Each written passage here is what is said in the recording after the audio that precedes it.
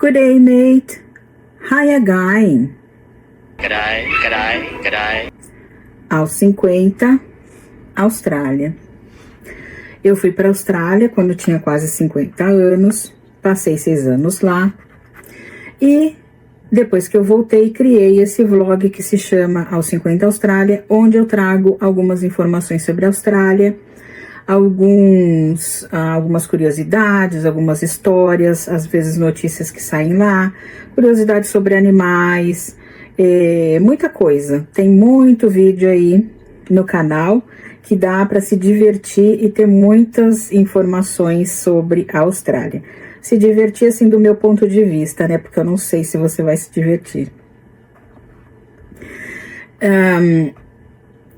Eu sei que eu falo devagar, né? Então, eu queria dizer que se você quiser assistir o vídeo em velocidade mais rápida, 1,5 ou 2, não tem problema nenhum por mim, tá? Pode colocar aí que eu não vou me importar.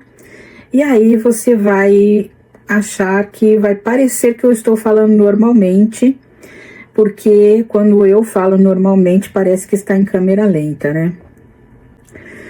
E também eu queria dizer que eu estou dando aulas de inglês e as informações a respeito das minhas aulas estão lá no meu Facebook e o endereço do meu Facebook está aqui na descrição do vídeo.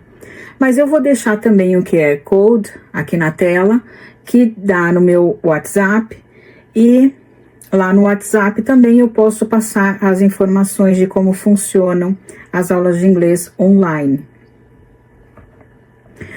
E como eu estou trabalhando com inglês, eu queria trazer hoje uma historinha, é uma historinha de um parágrafo, mas que dá para comentar muita coisa a respeito dessa historinha, né? Então, vamos começar aqui lendo a historinha, né? Eu acho que é uma historinha... Sim, senhor, seu João. O que que você quer? Você quer falar inglês também? Mas eu não contei a história ainda. O meu gato ouve eu falando aqui, ele tá lá do lado de fora, mas ele me ouve falando aqui no quarto e ele quer participar também, né? E aí, como ele está aprendendo inglês comigo, então ele ouviu falar inglês aqui, ele tá querendo demonstrar as suas capacidades em inglês, né? Tá bom, João. Bom, então vamos ler a história. É um parágrafo só, mas tem muita coisa que dá para comentar sobre essa história. A história diz o seguinte: The first day at a new school. On her first day at a new school, Maria felt both excited and nervous. She met her teacher, Miss Elaine, who had a warm smile and kind eyes. I know. As the day went on, Maria made new friends, learned interesting things, and realized that new beginnings could be wonderful adventures. Vamos ler de novo um pouquinho mais rápido. On her first day at a new school, Maria felt both excited and nervous. She met her teacher, Miss Elaine, who had a warm smile and kind eyes. As the day went on, Maria made new friends, learned interesting things, and realized that new beginnings could be wonderful adventures. Então, eu vou traduzir o parágrafo para vocês agora e depois comentar um pouco da gramática. A tradução da historinha, né, desse parágrafo diz assim: em seu primeiro dia em uma escola nova, Maria sentia-se ao mesmo tempo empolgada e nervosa. Ela conheceu a sua professora, a senhorita Elaine, que tinha um sorriso acolhedor e olhos gentis. À medida que o dia passava, o que pode ser traduzido também como movia-se ou seguia em frente, Maria fez novos amigos. Aprendeu coisas interessantes e percebeu que novos começos podiam ser ou podem se tornar aventuras maravilhosas. Do vocabulário que a gente pode comentar aí desse texto, nós temos então algumas palavras que eu acredito que possa ter alguém que não conheça, então eu vou dar aqui o significado dessas palavras, mas pode ter outras que você não conheça, e daí também dá para perguntar ou procurar no dicionário, né? Então, no caso, o que eu identifiquei aqui, que é um pouquinho diferente para quem está iniciando, pode ser a palavra both. Both significa ambos. Significa que você está se referindo a dois itens ou duas pessoas querendo enfatizar algo que se aplica a ambos, a essas duas pessoas.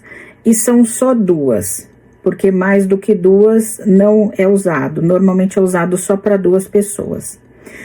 Então, o you no inglês, ele é usado para você e ele é usado para vocês, né? Então, como é que você sabe quando ele está no plural? Aí, de repente, você vai dizer a um filho, você tem ali 2 filhos, ou você tem 3 filhos, então você tem um filho sozinho, e você fala para esse filho, I love you. E esse filho vai entender que você está falando que ama ele especificamente. Mas vamos dizer que estejam 2 filhos ali na sua frente, e você quer dizer para os 2 que você ama, e você os ama. E então, se você falar I love you, eles podem entender que você está se referindo a um só e o outro não. E aquele também pode falar, não, é só eu, a mamãe ama só a mim. E aí os 2 vão começar a brigar. Então você pode dizer, nesse caso, I love you both. I love you both. Eu amo os 2, eu amo vocês 2, eu amo ambos. Mas se você tiver 3 ou mais filhos na sua frente, aí você vai dizer, então, I love you all. Se você tiver mais do que 2, aí você não usa mais o both, você usa I love you all, tá? Então, o both é usado dessa maneira, quando você quer dizer alguma coisa para 2 pessoas ou para 2 itens. Por exemplo, você está comprando, você foi a uma loja comprar uma blusa, e você gostou de 2 e não sabe qual das 2 você vai levar, e aí você fala para a vendedora assim, I loved both. Eu gostei das 2. Eu amei as 2. Então, é assim que é usado o both. Excited. Nesse caso, em português, nós temos a palavra excitado. Uma pessoa que está, né,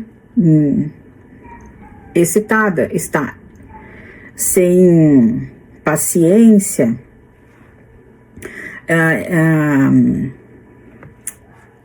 está ansiosa por alguma coisa, você pode dizer que está excitada. No caso do inglês, não significa a mesma coisa que o português. Excited significa empolgado, querendo que aquilo aconteça logo, tá? Então, essa é a tradução do excited.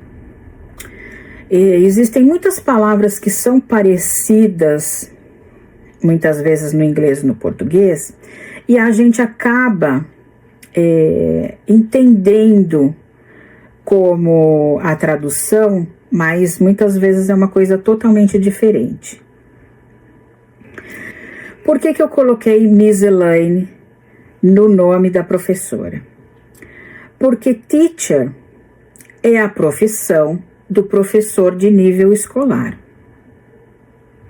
É a profissão dele, não é o modo como nós o chamamos.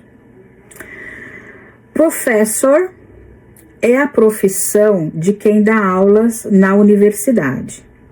Daí ninguém se refere a ele como teacher. Ele tem o título de professor. E um tutor ou trainer são outras denominações que podem ser usados para professores, tá? Então, no caso do meu curso de VET, quando eu estava estudando Early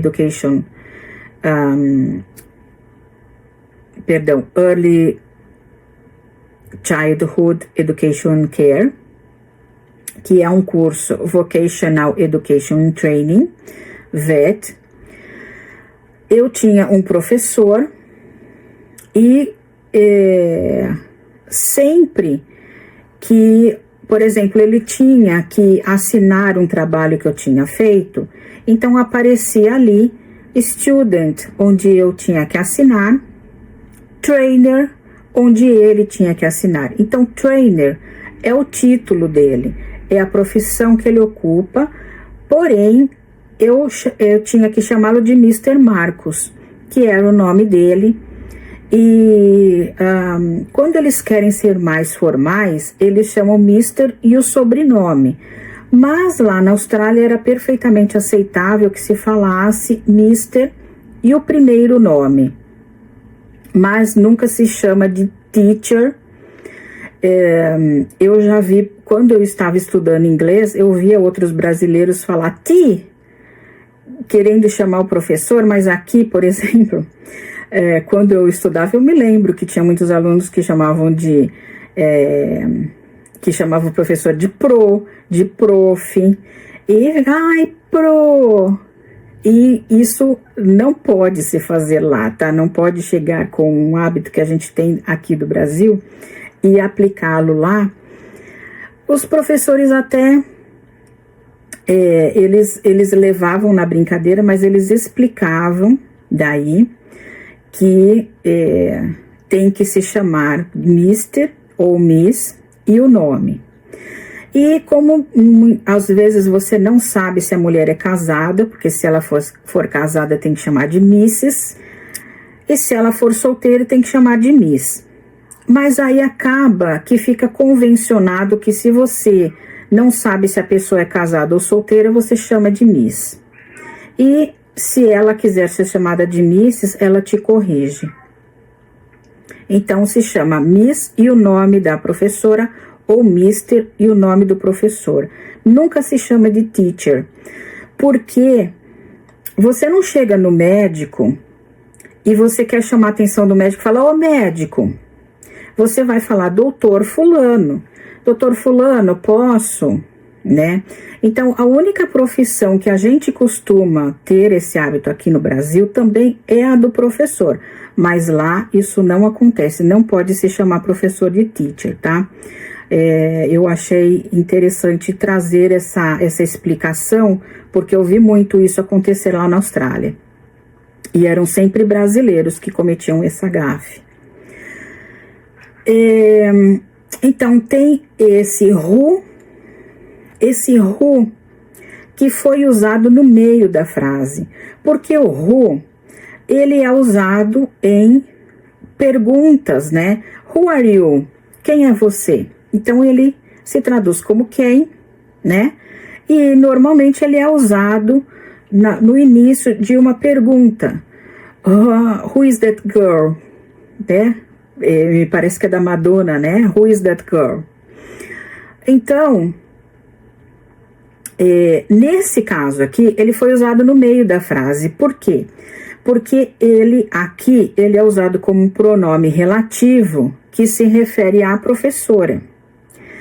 E aí, normalmente, ele é traduzido como a quem. Por quê? Ele pode estar se referindo, por exemplo, a algo que pertence a alguém, então se usa o who. E ele está se referindo aqui à professora. Mas na tradução foi usado o que, né? Porque se encaixou melhor ali no texto em português, mas a tradução desse pronome relativo aqui, who, quando usado no meio da frase, normalmente é a quem. Então, você tem que entender que ele está se referindo a uma pessoa, mesmo que foi usado que na tradução. Warm smile. O warm é uma palavra que se refere normalmente a algo agradavelmente aquecido, tá? Se refere a calor, mas não é um calor quente, não é um hot. É um warm, é um calor acolhedor, é um calor gostoso, agradável, né? Então, no contexto do texto, ele está se referindo ao sorriso, né? Warm smile. Então, pode ser traduzido como sorriso acolhedor, que você não vai dizer que é um sorriso morno, né? Não vai fazer sentido nenhum. Então, ele tem essa conotação aqui de acolhedor, de agradável, né? Então, foi traduzido como acolhedor. O warm no texto é usado como o oposto de um sorriso frio. Um sorriso frio, um cold smile, significaria um sorriso hostil, né? Frio, de quem não gostou. Então, como ele significa o oposto disso, o contrário, então é usado o warm smile. Tem o kind eyes, né?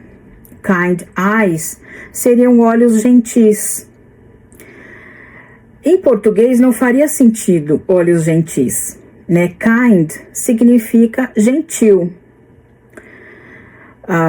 Você pode dizer que alguém é uma kind person. My father is kind. I love you, you are very kind. Então, é uma pessoa muito gentil. Mas no caso dos olhos, como é que os olhos vão ser gentis? Então, ele é usado aqui como gentil, né? É como uma figura de linguagem para dizer que ela tem um olhar também acolhedor, né? É um sorriso e um olhar acolhedor. Aí usaram adjetivos diferentes para separar, então, o sorriso e os olhos, ambos tendo uma conotação diferente do que realmente significam. As the day went on. Então, as the day went on significa conforme o dia passava, conforme o tempo continuava. O tempo não para, já dizia Cazuza, né? Então, ele vai passando e aí, conforme ele foi passando, ela chegou à sua conclusão e ela passou por experiências que foram agradáveis, diferente do que talvez ela estivesse esperando, já que ela estava tanto entusiasmada, né, como nervosa, porque ela não sabia o que ia acontecer nesse primeiro dia. Então, e aí nós temos aqui a expressão new beginnings, que significa novos começos, né? Mas se a gente disser novos começos, new, que é novos, e beginnings, que é começos, fica meio ruim no português, então se traduz como recomeços. É por isso que quando a gente pega um texto em inglês, a gente não traduz palavra por palavra ao pé da letra, a gente traduz o que a pessoa quer dizer e o que o português nos traz daquela expressão, sem que seja perdido o sentido do que está querendo ser dito, né? É preciso entender o que estão querendo dizer no texto e colocar como aquilo seria na língua portuguesa. Aí é isso que eu queria trazer desse texto. Você vê, é um parágrafo só, mas tem muita coisa para ser comentada, né? E de vez em quando eu queria trazer assim, comentar um pouco sobre inglês, já que eu estou trabalhando com isso. E um pouco também, eu já tenho trazido algumas expressões australianas, então eu trouxe essa que, no caso do australiano, normalmente é um pouco mais engraçada, são expressões que são só usadas lá e tal, e aqui não, aqui são já, aqui é uma parte do inglês que não é só falada na Austrália, e é uma coisa assim um pouco mais séria, um pouco mais fechada, né, da língua inglesa. Muito obrigada por assistir, espero que tenham gostado e que eu possa fazer mais vídeos assim. Obrigada, beijão, bye bye.